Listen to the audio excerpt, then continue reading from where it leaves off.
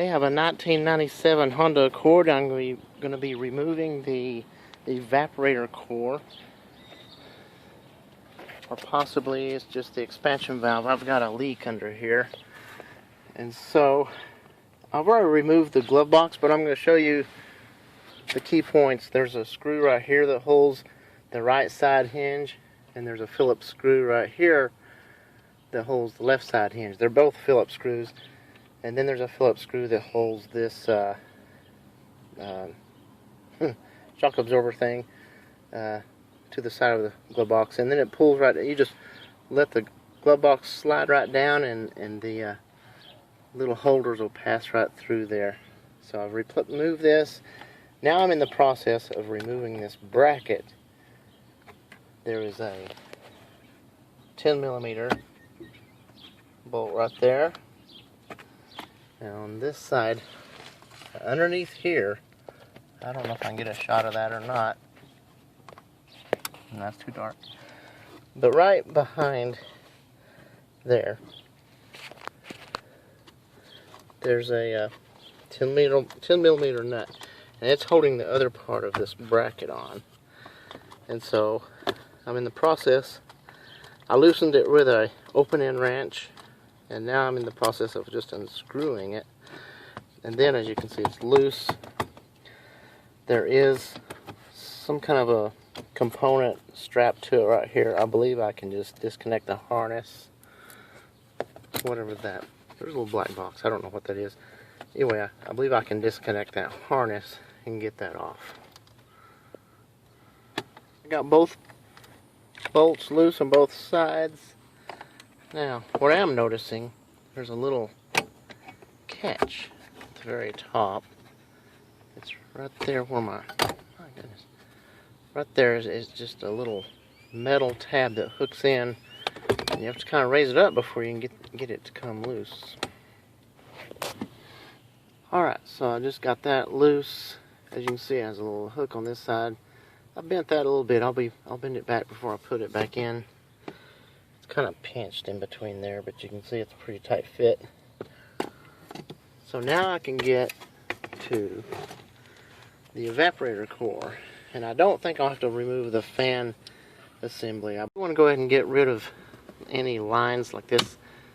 This cable here is hooked in right there, and then we got this connection here.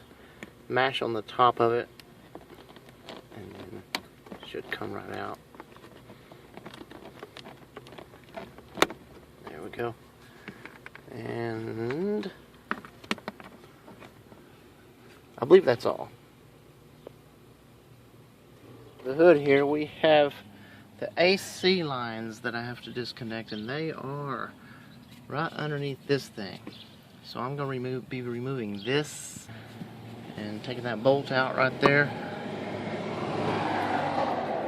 I'm hoping that's all there is, and then I can just set this to the side so that I can get to the hoses underneath. There's also another bolt. You can see it, but I'm going to put my socket on it. I'm using about a 10-inch extension here. Looks like one of the easiest things to do, instead of removing all this with it, is just to slide this thing up and off of that bracket. I already took a hose loose, which I've seen that I didn't have to do that. So that's out of the way now.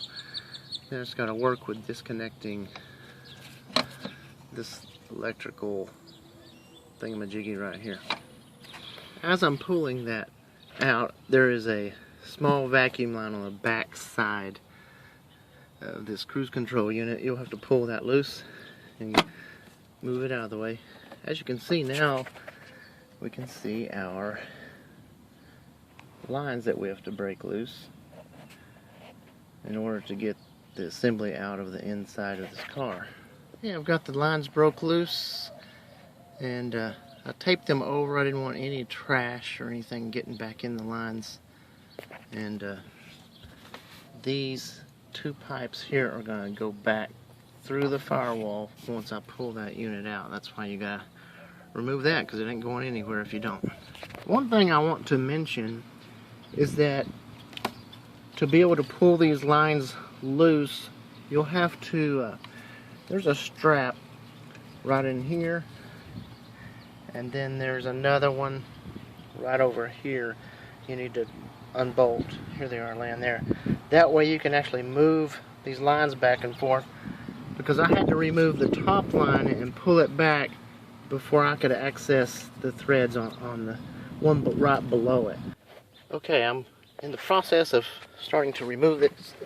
I did notice that I failed to mention that there's another bolt. Yeah, right there. So yeah, I'm going to remove that one, that one, that one, and then there's one. Yeah, that one. Then on top, of course, there's the hidden one, and then there's this one that points up, and then that one. So 3 at the top, 4 at the bottom. And I'm in the process of removing this, and I think I'm going to need both hands. It feels loose now, but I just got to pull it on out.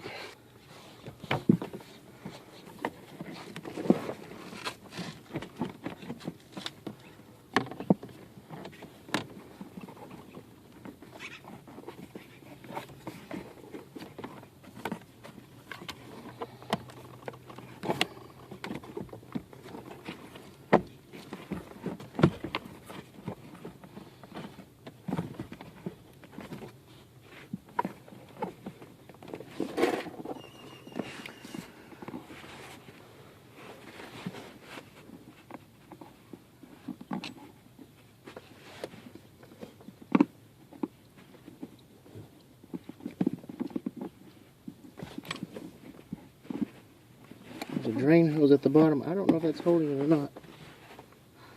I'll go ahead and remove it. It's still got something kind of hanging on to it still.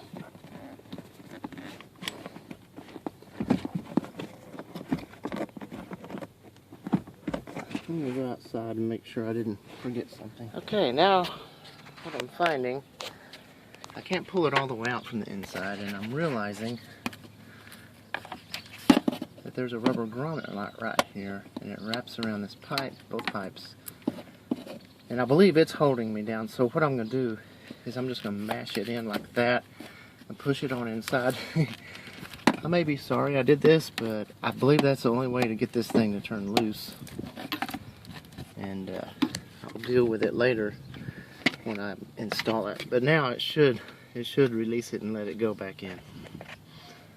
Okay, after I did that, I'm back inside, and there it is. It's coming right out. Awesome. It's your whole unit. There's nothing else connected to it. Looks like the whole thing can come out to where I can take a look at it. It's easy to disassemble the casing. It has a Phillips head screw here and here, spring clip right there and there and there. Then around this side, there's a Phillips head screw there, a Phillips head screw there, and then a spring clip there. These spring clips are removed and put on the same way. You stick your screwdriver on the top of it and just pull it out like that. Okay, I'm going to show how to remove the expansion valve from the old core assembly.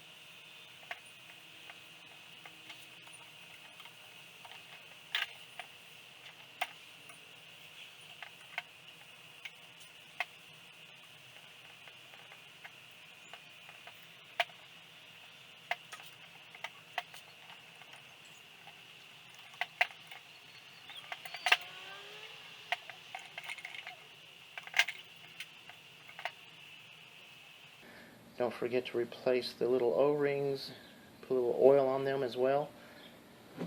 And we're good to go. We're going back in with the evaporator core, and once you pull one out, you kind of know how it all works. And just remember to get all the bolt holes lined up and everything before you start shoving it all back in.